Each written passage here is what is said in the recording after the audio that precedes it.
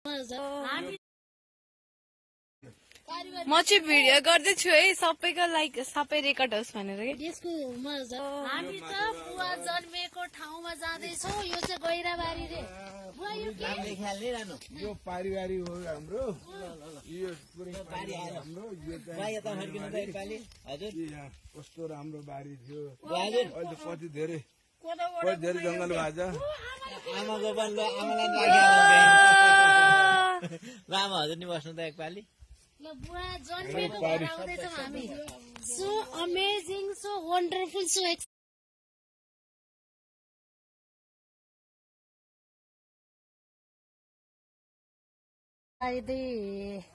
लाइफमा first time experience, पहिलो अनुभव होइन।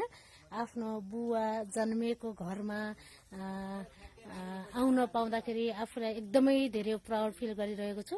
र बुवा जुन घरमा जन्मिनु भएको छ, हामी आज त्यही घरमा नै अवस्थित छौँ यहाँ। र यो बुवाको आफ्नै जन्मिएको घर, बुवाको कुनै पनि परिमार्जित भएको अवस्था होइन यो। बुवाले धेरैचोटि भनिसक्नु भएको छ कुन कुन कोठामा बुवाले के गर्नुहुन्थ्यो होइन। बुवा यो कुन कोठामा म बस्थेँ, कुन कोठामा दाईहरू बस्नुहुन्थ्यो, मेरो ठुलबुवाहरू बस्नुहुन्थ्यो, हजुरबुवा कुन कोठामा सुत्नुहुन्थ्यो भनेर बुवाले हामीलाई एकदमै धेरै बताइसक्नु भएको छ। र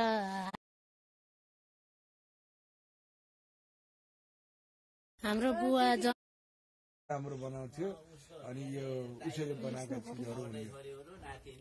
हाम्रो बुवा जन्मेको ठाउँमा यो सबै बुवाहरूको आफैले हजुरबाले बनाउनु भएको घर कोठाहरू अरे। हामीले के कहाँ के गर्थ्यौँ भनेर बुवाले नातिनीलाई सम्झाइरहनु भएको छ। यो माथिको चाहिँ हाम्रो यो तरकारी माथि चाहिँ माथि पनि थियो। त्यसमा चाहिँ डोकाहरू, स्याकुहरू अनि बाबियाहरू, नामाहरू जे राख्नुपर्ने हल्का हल्का सामान, स्टोर रुम भनौँ न अहिलेको भाषामा, माथि चाहिँ त्यो राखिन्थ्यो। 3 तले घर हो यो। ल अब जाम है।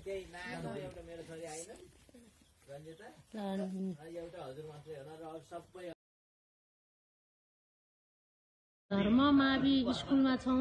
यसो हजुरले भनिदिनु नि यो स्कुल कसरी स्थापना हुँदा भयो? यो पहिला यहाँ चाहिँ नि यसको नाम बागटार हो। बागटार किन भयो भन्दाखेरिमा चाहिँ यो कुनामा चाहिँ बाघ बस्थ्यो। त्यो बाघ बसेको कारण यसलाई चाहिँ बागटार भन्न थाले।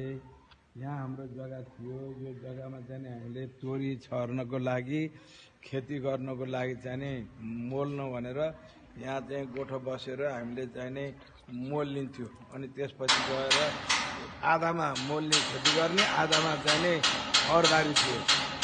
अनि त्यसरी हुँदाखेरि पछि गएर चाहिँ दाजुहरूले बाको पिताजीको नाममा चाहिँ बाबाको नाममा यहाँ चाहिँ जग्गा चाहिँ दिनु पर्यो स्कुल खोल्नको लागि भन्नुभयो। अनि त्यसपछि गएर घरमा राज मावि राख्ने र हाम्रो चाहिँ एकजना शिक्षक हाम्रो तर्फबाट राख्नको लागि सिफारिस गर्ने र अर्को चाहिँ समितिमा हाम्रो व्यक्ति वा हाम्रो चाहिँ सिफारिसमा समितिमा मान्छे राख्ने, यी 3टा कुरा राखेर जाने यहाँ चाहिँ विद्यालयको लागि जग्गा दिएको हो।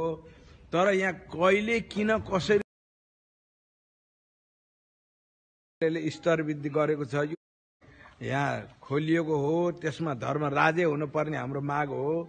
र यहाँ अहिले जाने जो यत्रो भवन निर्माण भएको छ र विद्यालयले स्तर वृद्धि गरेको छ, यो असाध्यै खुसीको कुरा हो। बाघटार चाहिँ किन भन्ने हो? त्यही मैले अहिले भने नि, यहाँ बाघ चाहिँ कुनामा बस्थ्यो। बाघ कुना भनेको हो। बाघ कुना बस्नु भन्नाले बाघ कुना हुँदा हुँदै बाघटार भएको। ए ल हस् ल। अब हामी एकदमै हजुरबाको नामको स्कुलमा हाम्रो अर्यालहरूको स्कुल भन्न रुचाउँछौँ। हामी त्यही स्कुलमा आइपुगेर। मेरो नाम चाहिँ ध्रुवराज शर्मा अर्याल। म 7 भाइ मध्येको कान्छो छोरो।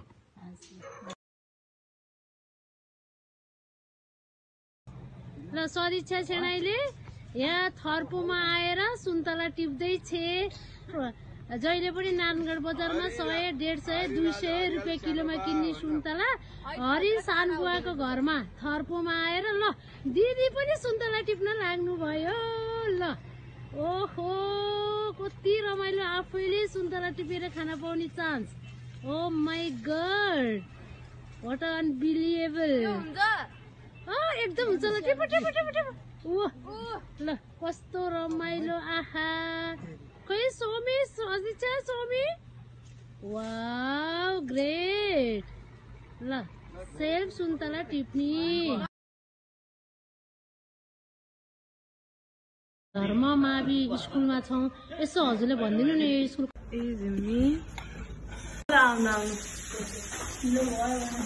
भर्खरै भ्याउने बाइस गरे त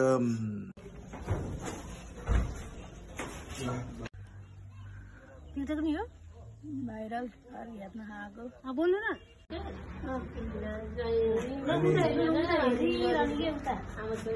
गढीको डाँडो मुनि बसेर फोटो खिचेको त गोडङगढी पहिला पहिला हिँडेर त्यहाँ पुग्थ्यौँ। हेलो बुवा कस्तो लागिरहा असाध्यै रमाइलो रहेछ यस्तो धार्मिक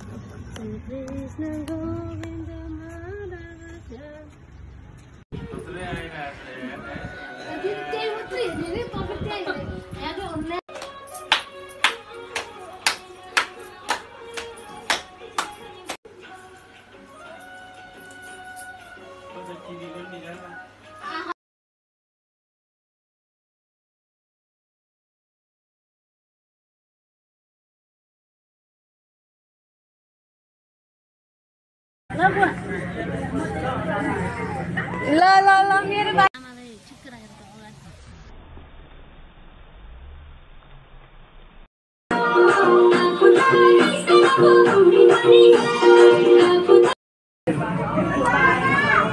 अगाडि आउनु हेलो हेलो हेलो हामी अहिले जङ्गलको बिचमा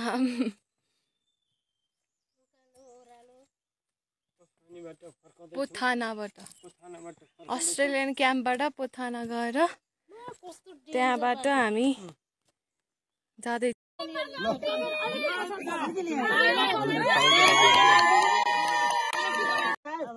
सधैँभरि यस्तै है आँदै हिँड्न पाउँछ।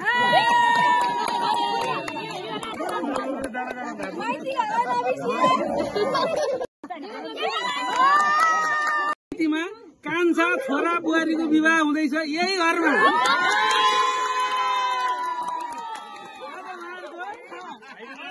भाइको बिहा गराउन दाइ आउँदैछ।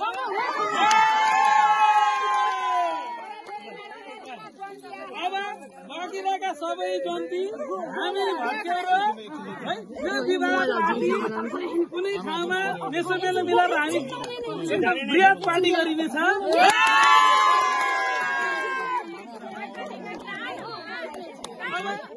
धर्मराजका छोरा राङमौदेखि जनता गएर देवनगरमा बासोलाको छोरी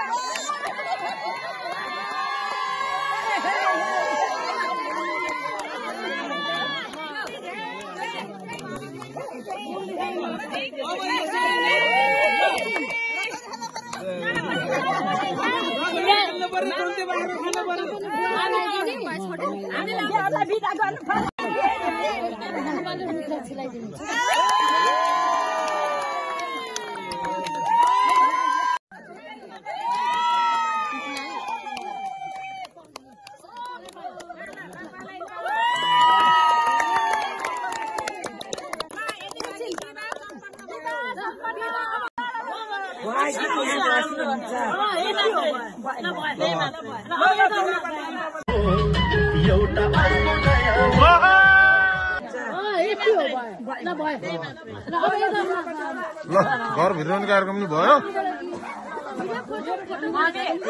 त्यही घरमा भित्राउने कार्यक्रम छ ल